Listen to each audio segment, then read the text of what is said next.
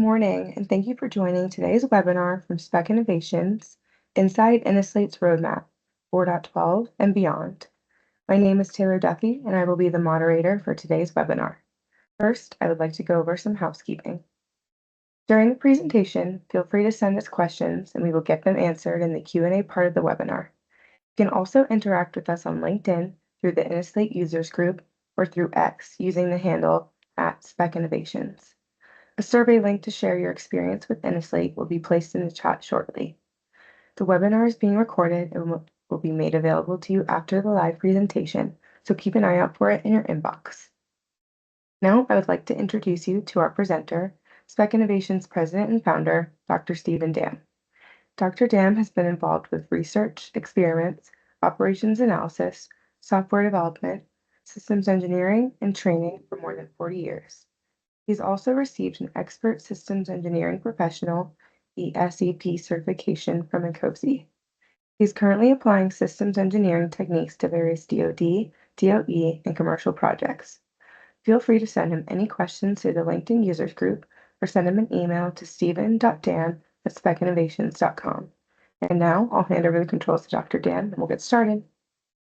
Thanks, Taylor.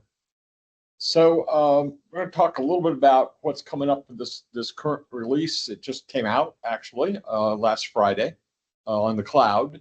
For those of you who have the enterprise version, we always wait a full month at least to make sure that there are no issues because we can hotfix the cloud very quickly. It's harder to do it with your enterprise releases, so that's part of why we do it that way. So there's that, and of course we also, by the way, sneak in some goodies in between as well. So, and those get updated to the cloud as well. Then I'm going to talk a little bit about what our plan is for SysML v2. Yes, we are going to support it, in case anybody's worried about that. And then talk about some of the early plans we had for 4.13 and what's remaining from that, because the SysML cycle has caused us to make some adjustments for our plans.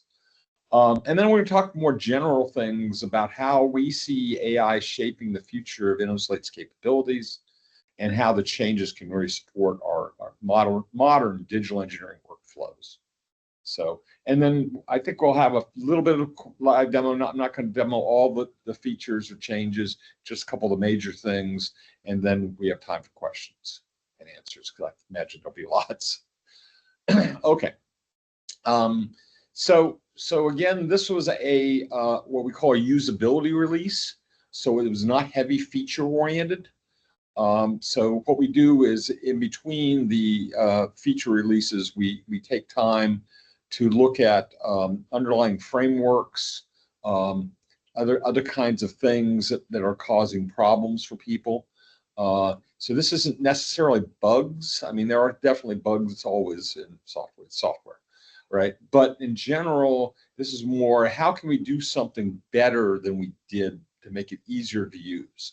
So that's why this is a very important part of the cycle in our minds. So so the new features are ones one particularly you probably won't even realize you're doing, which is the JSON import export, and the other is the file viewer. Now the file viewer is one you will probably be using, and it seems to work pretty well for Excel, PDF, Word. Just there's some other ones as well, but in general, those are the ones you're mostly probably looking at. Anyway, but then there are lots of little enhancements. These are little things that you probably went through and said, gee, I wish you could do this. So these are responses often to those kind of suggestions that we get from users. So, and we do track these for the users, and if you haven't received a thank you for it, we should probably be doing that very soon. Okay, so one of the big things that happened was we made some significant changes in the background frameworks. We went from Vue 2 to Vue 3. Now that does, maybe you don't know what that means, but that's the JavaScript Vue framework we use, which is the entire user interface. So it was an update, which means there were changes in it. And so we think we've gotten everything okay with it, but take a look, make sure that you see if you find any problems, please let us know. Similarly, in the back end, we went from Java, I want to say it was Java 8 or 9, all the way to Java 21. We also updated Tomcat from, I think, version 9 to 11. And again, these are things that were part of the maintenance updates we really needed to do. And again, that's a major purpose of this cycle. A couple other little things maybe of interest to you. Auto numbering starts with default values. That was a problem before, because if you had a mnemonic that you began with, it wouldn't do that. A duration attribute has been updated to 2 fields. That was causing people a lot of trouble. I'm going to be showing each one of these in a little more detail here in subsequent slides, so don't worry. And then documents view and compilation view now have a bulk attribute functionality, which is kind of interesting. You can change attributes within those fields.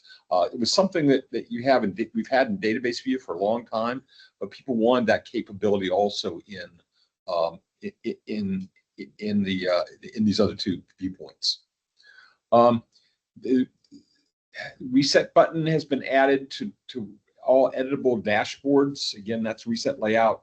Sometimes people mess around with their dashboards and then they really want to reset it back to where it was. And so that's sort of like an undo. Hierarchy mode now can be enabled in database view. So that's actually something a lot of people wanted, and that's now available. I think again, I want to say we used to have that. Now we had to deprecate it, and then we brought it back. Anyway, and then this is one that's really pretty interesting to me and important for presentation view, this ability to duplicate slides. That was kind of key for us, particularly as we realized we don't have animation. So you have to kind of build a slide by slide and just show the changes. And so you can kind of mimic animation by duplicating slides that way. And so we've done that. We've actually converted our entire training program, in fact, into presentation view, because the best thing about presentation view is I can reuse slides, which means now we build our different training classes as modules. And so you reuse the modules in different parts of different classes. And this lets you do that very, very effectively. So now when we have to make a change in one place, it'll ripple through all the classes at once. And we don't have to go back and fix each and every class. Huge deal. Anyway, some other stuff there too. We're going to get to that in more detail in a second. So JSON import export. So I definitely will show you where this is. So a lot of people don't realize, but up in the right-hand corner, there's a place where you can do your little name. So mine starts with an S, right? So the S circle. I click on that, and it gives me this menu at the top there, top right. And in there is my profile. So if I select my profile, it gives me the window right below it. And that then gives me the option. You see the export options, go down and see, look for export options there just above the API keys. It says JSON or XML. So that determines how you export data. Now, if you're not familiar with JSON, JSON is a little bit more readable, easy to use, lighter weight, which means it doesn't take up as much space, so it's faster. So that's one of the key things that we did. It speeds up import and export. It also reduces the size of the import export. So now some of the limitations we've had, particularly on the cloud, we have to limit the size. This actually makes the ability to import and export very large projects much easier. So heavily recommend using that wherever we can. The import analyzer itself hasn't really changed, except we added the word JSON in there. So now it'll look for, is it a JSON or not?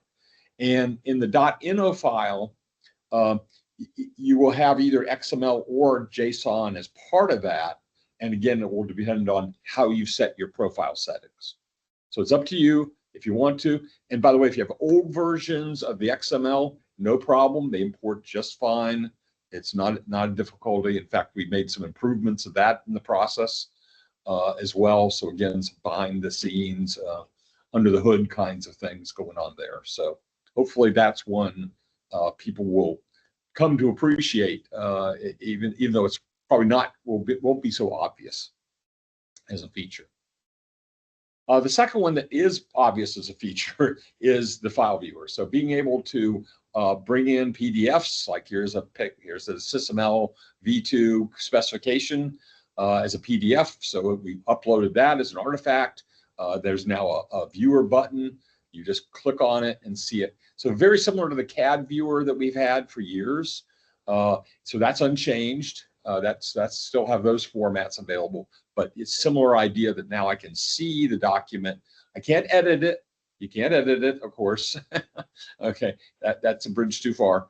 But at least you can see what the document is and get more information about it. So that's hopefully helpful to you with some of the things you're doing. Yeah, unfortunately, the PowerPoint, that was one that we were hoping would work with it, does not. So we apologize for that. We'll continue to try to see if we can't get that to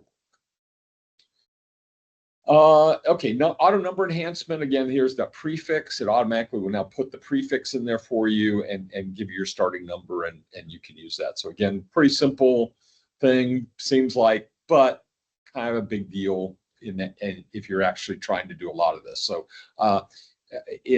one of the ways to do model-based documents, okay, is the numbering scheme. The numbering scheme reminds us where it came from.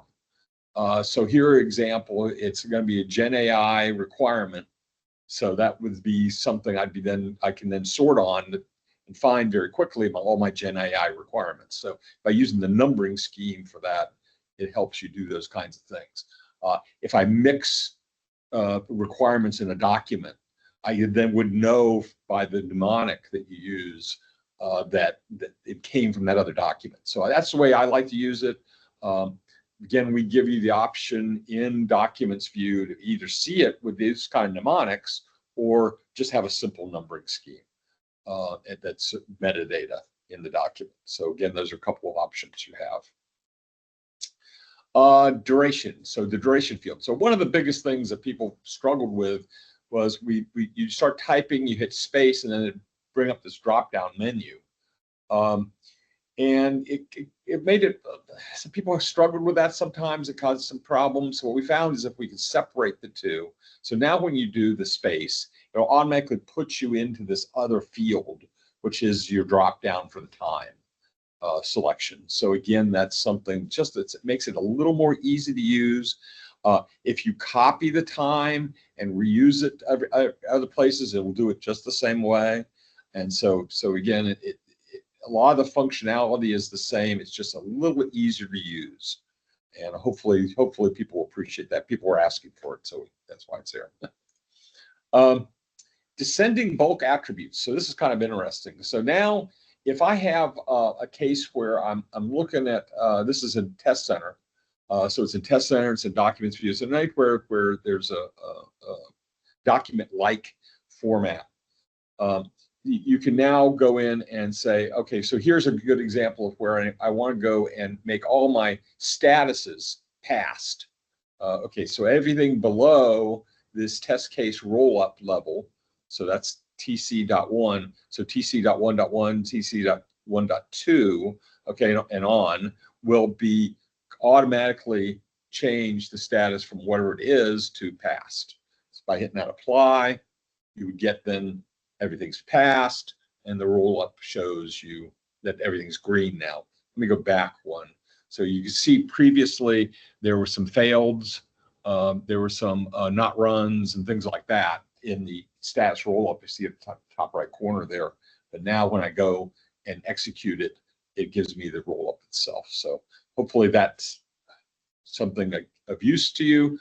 It was used to us, which is part of the reason we brought it in. If you're not aware, we actually have 11,000 automated test cases, and we also have quite a number of manual test cases. And so the auto generation of test cases in Selenium runs, and it'll automatically update that. But for the manual ones, we have to go through and manually update the roll-up. So this is a way for us to look at a number of tests you manually run it once and say, yep, all those passed. Okay, so that's part of the reason we did that. But again, it's useful in many other places. So if you have things like, let's say you reviewed a document, documents view. Okay, and now I want to say I want the status of everything in that section to be I forget the status numbers, but from draft to in review. I might want to make that change in the status. Then I could do that. I could say, okay, I want to now put all these into review, or you've reviewed it and now it's gone through and you want to update, say accepted, that kind of thing. So again, this lets you do something very quick that you might have had to do that might have taken a lot more clicks otherwise for you. Hierarchy mode in database view. So again, this is something that's available. It's part of the edit database columns. That's in the settings bar. I can show you that in database view. So this is then enable hierarchy. It lets you get the hierarchical information. And of course, by the way, we've always done roll-ups in this view. So you can do a mass roll-up, for example, things like that. So again, that's something that's been available for quite some time. But again, this gives you that hierarchical view that makes it a little easier to work with and see it. Presentation view enhancements, I think I mentioned already. The button was created, so there's an actual button at the top that says duplicate slide, and that'll make a duplicate of the slide for you automatically. So that's all that is. And so now you have another version of it. It is all the same information that was on that one slide, but now it will be updated. So by the way, if you're going to do animation, the easy way to do it is put everything in the one slide you want it to be at the end, and then just duplicate and take away things. Okay. So then now you can do an animation-like view that way. That's probably the quick way to create animations. Will we do animations in the future? Maybe. Again, it depends how much acceptance there is of this view and how much people want to see more done. So again, we're always looking for your feedback and input on that. The second thing was the aspect ratios. So now you can click this little thing if you have a shape.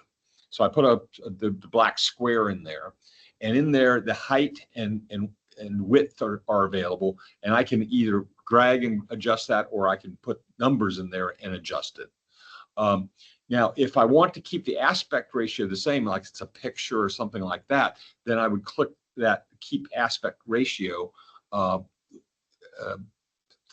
would turn to green, and then now if I change the height or the width, it would give the same ratio between them. Now, obviously, in this case, it's a square, so it's going to be identical. But you can imagine, like in a picture, where it's 120 by 140, and anything else would distort the picture. This way, you can always make sure it works correctly. So again, very simple thing, but painful to do if you were trying to by hand, and this keeping that aspect ratio. Okay, so that's kind of, again, a quick overview. Again, go through our, go to the Help Center. You can go and select the, updates there and see the actual complete release notes. There are hundreds of things in there. I think it's a lot of stuff. I tried to glean out the really key ones we thought were of great interest to people.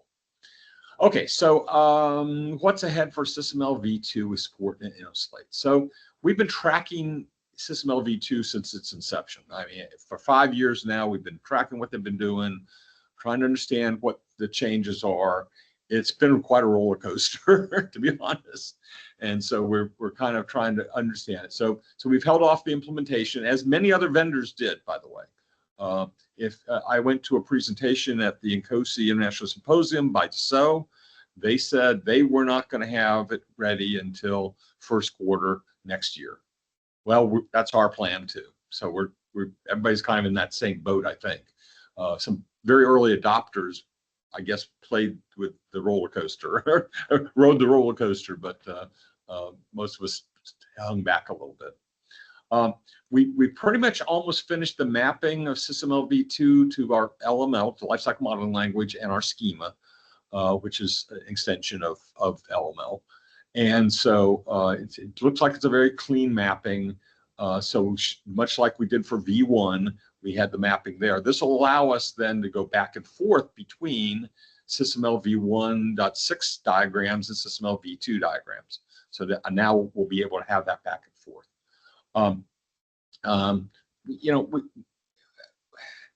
Unfortunately, this work, we knew it was coming. We were kind of hoping it was going to delay, frankly, to another cycle.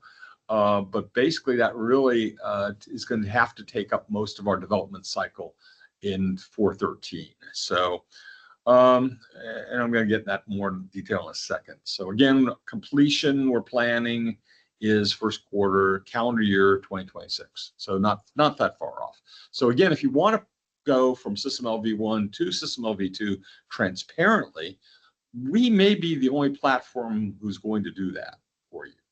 I don't know anybody else who says they're going to do that.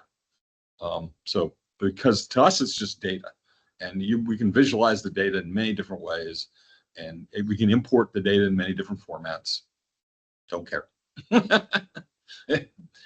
Okay, so early plans for 4.13 release. Again, we have under development enhancements to the diagram layouts. This was something we were already doing. It's probably going to be a subpoint release of 4.12. So in fact, our plan is to put that out with enterprise. So that's coming. That's been a problem for people. I know I've had problems with it. It's a very difficult thing to deal with, particularly things like the layer diagrams and things like that. So again, we tried that. Again, we had quite a number of planned proceed, and like it was over a dozen, but they're going to have to now get moved. The only thing that remains on our list that we're going to do for 4.13, but we think we can push it out fairly early, is requirements AI. We do think we need to do that. Other tools have it. You can kind of do it now with the generative AI feature we have, but this will make it a little bit more seamless and a little cleaner for you. So it's up to you. Anyway, so how will AI shape the future of Innoslate's capabilities? Well, AI has already been proven to really be an effective aid to the systems engineer. We've been using it now for years. Particularly NLP techniques really form the basis of some of those key features like quality checking, traceability assist, intelligence view. If you're not familiar with intelligence view, it's 68 heuristics for best practices for modeling. They came from Naval Postgraduate School research. Dr. Kristen Giamarco was the author of those. And so we always reference her papers and things like that. Very interesting set theory papers, by the way, if you're into that side of things.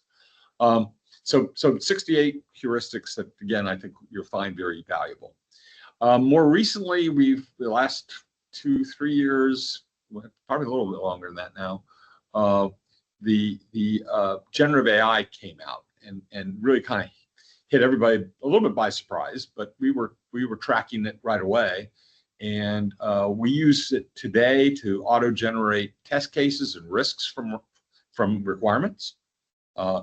That's something that if you have to do by hand can take hours to days to do. This gives you at least a good starting point. We do recommend you get people to review it who are good V&V experts for the test cases, and people understand risk analysis should really look at the risks, but it's a good starting point for both. By the way, the risks come with a mitigation suggestion in the description field. So that's something you might want to then put to something else future. Anything can mitigate a risk just about in the ontology.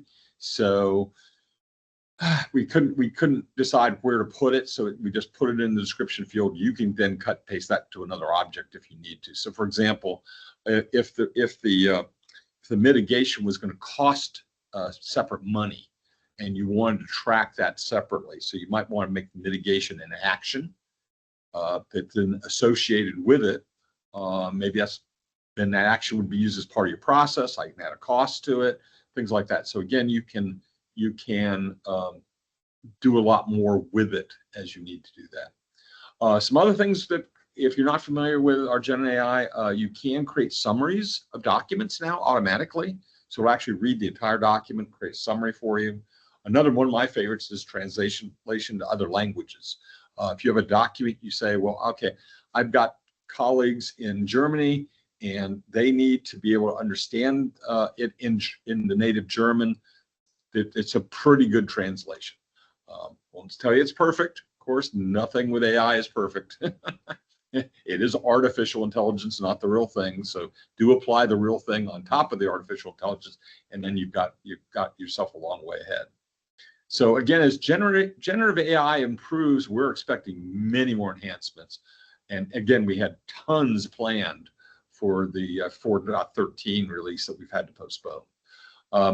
It particularly, I think say analytics and decision aids are what we're looking for, and that's what we need. We need help with doing things like, how do I say that something is modular? How do I know it's modular? For MOSA, modular open systems approach. How do I know some of these things? How do I do about survivability? Can it be survivable? Can I test for that? Some of these things kind of fit under risk. And so you may be able to take our risk AI currently and modify it for some of these things that are risk oriented. And that might be an approach to using it today.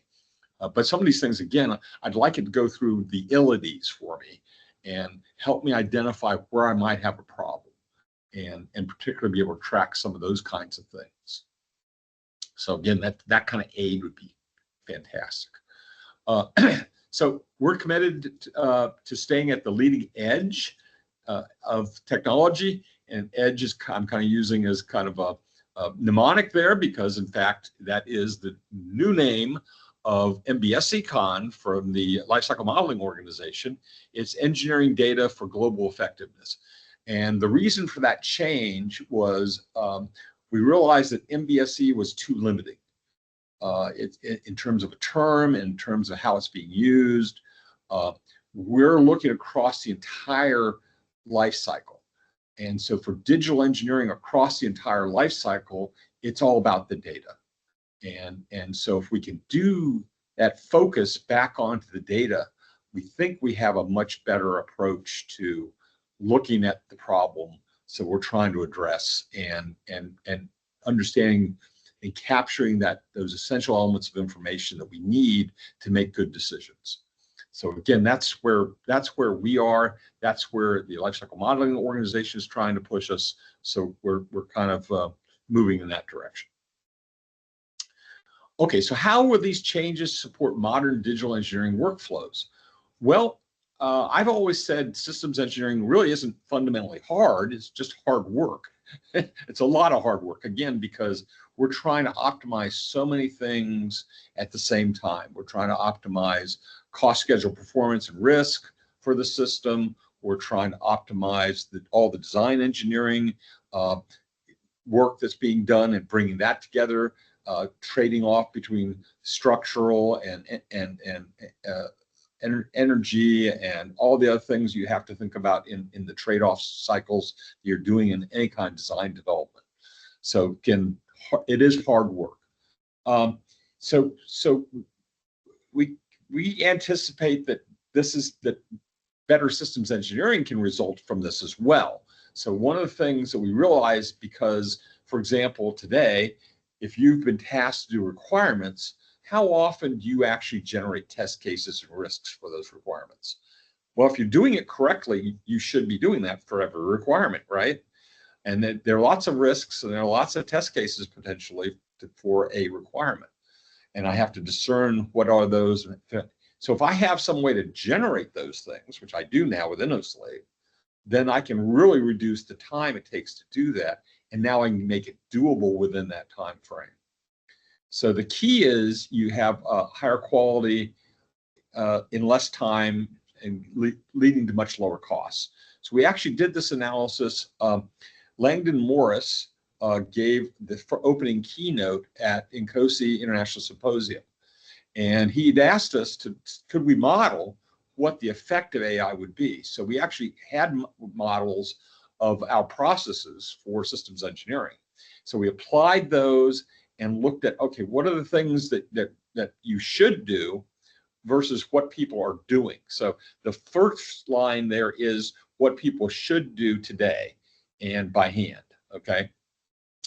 The second one is human only, and that means a human only also, but truncated. In other words, not doing some of those things like risk analysis and test case development. So those were extracted from it. And then you have the human AI teaming. So by doing the AI stuff, we actually can do everything the full human was supposed to do, okay, but using these new capabilities with AI.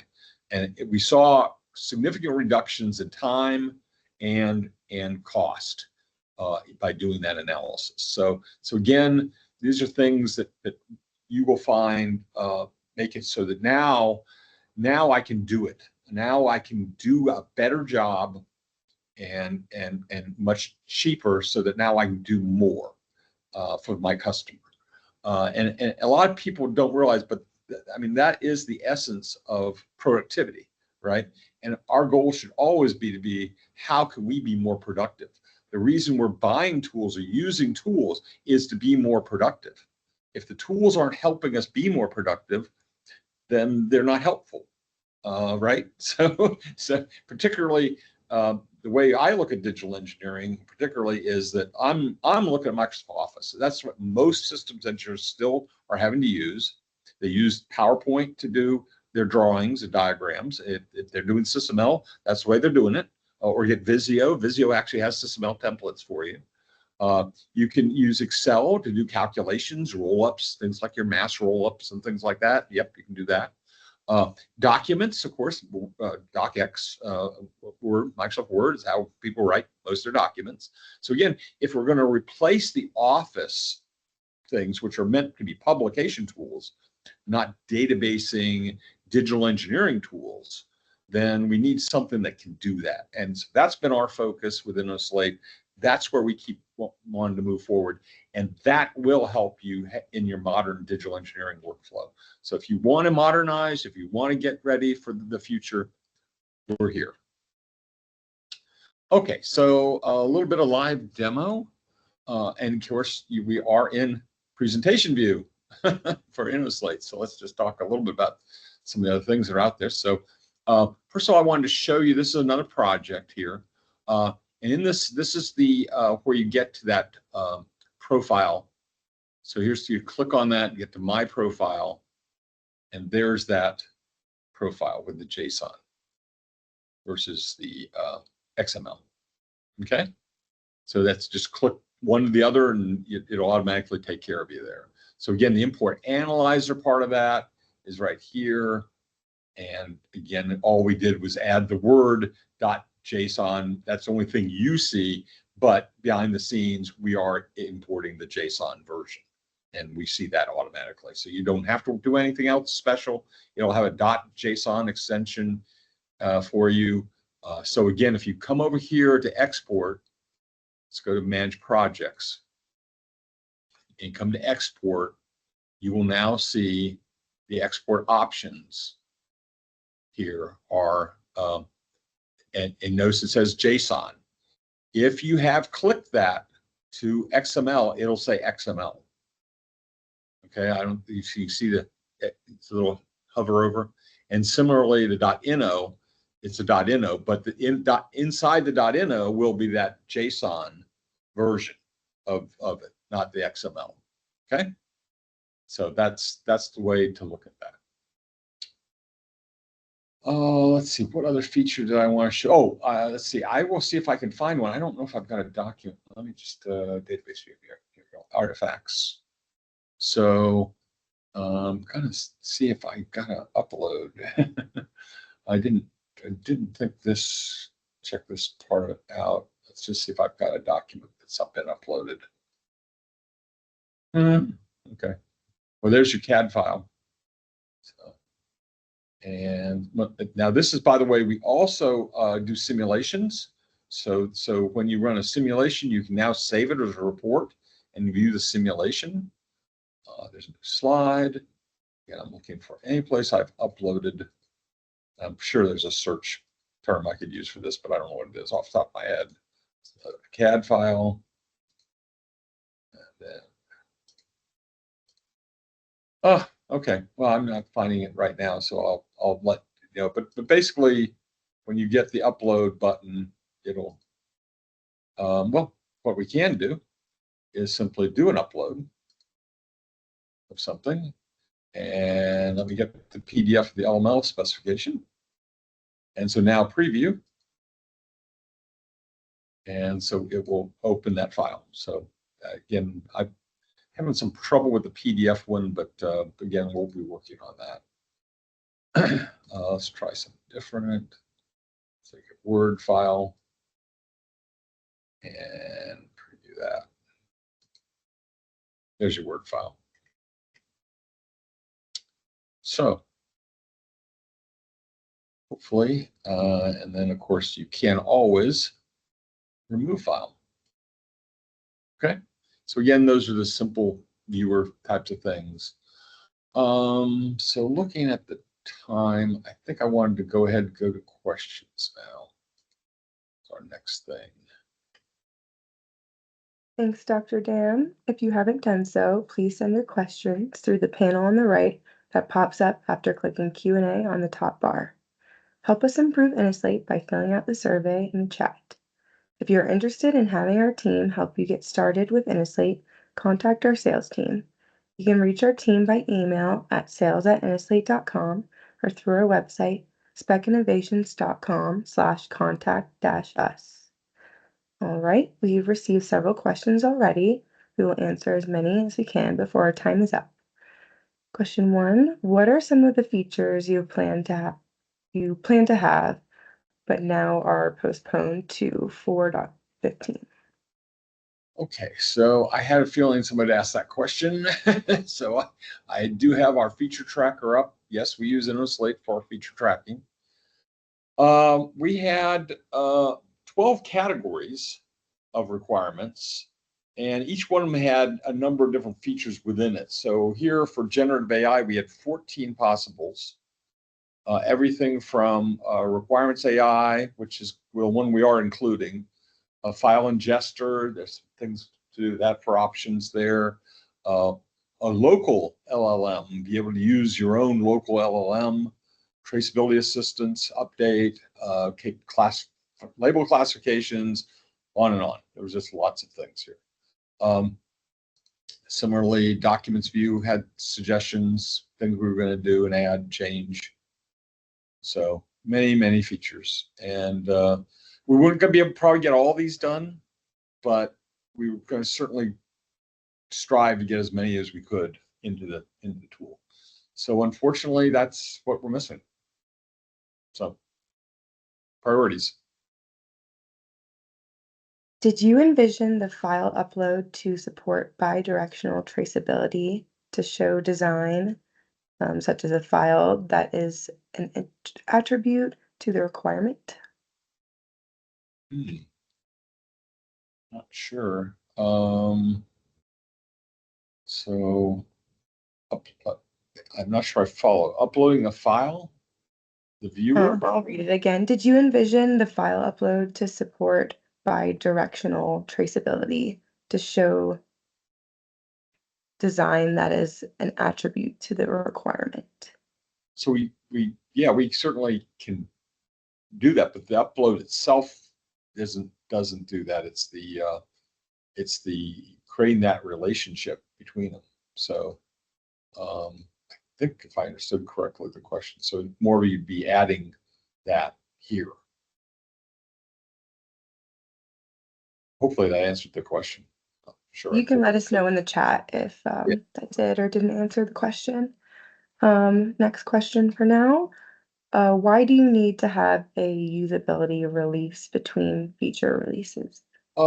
We found that it helps the stability of the product a lot by having this. I mean, obviously we get capture bugs and try to find problems with it. But it's really about that usability. There are always, you introduce new features and people say, well, this is good, but we'd really like to see this with it. And we don't know that in advance. They don't know that. They may have asked for the feature and we did it exactly the way they thought was the right idea, but now it's about somebody has a better idea. And so that's part of what we do, making sure that we're really meeting user needs, users' requests. So we've just found that this cycle works well. I guess these are 2 epics we run each year. So we run 2 releases a year, major releases a year. And then of course we run an agile cycle in between. So as we go through, we're collecting, testing different features along the way. If there's something that's an urgent push out, we will actually make that a sub-point release as well. So that's another part of the agile cycle that we do. Another question? When will the enterprise offline version be available, and what improvements in the NLP features will be available? So we again expect it to be about a month from now, or month from last Friday was when we released it. And again, we hope to have in the file the diagram layout update capability, the one that will make it better. The big problem people run into is when you add something like to a hierarchy diagram, you've had moved everything around. Well, it redraws the whole diagram because it wasn't quite sure where to put it. And so we've come up with some ways to deal with that better and give you more control over the diagram, so it won't just redraw the diagram on you. I know it's been a big problem. I've had the problem many times myself personally, so I'm very happy to see this new feature coming in. Will you support both text, model as code in parentheses, and graphical inputs of SysML v2 within the Innoslate UI? Yes. Yeah, our plan is to have that capability, yes. Is your SysML v2 to LML schema mapping available for review and feedback? It will be. We're going to make that, we are going to give that mapping to the Lifecycle Modeling Language Steering Committee. They will be publishing it as part of the update to the standard. And if you don't have access to the LML standard, it is now in digital form. You can request to come and go to this and be added as a viewer, or if you're a member, you can be a reviewer. So, so anybody who's not a member of the LMO, Lifecycle Modeling Organization, is a viewer, and so that's the differentiation. Reviewers can add comments and suggest changes to the spec. So, but here it is in a digital form. The nice thing about this publication of the spec is now when I go and I select any paragraph, let's say I want to have the definition of an action. So here's the action, that definition, that is that entity has a unique URL. You can use that as your hyperlink.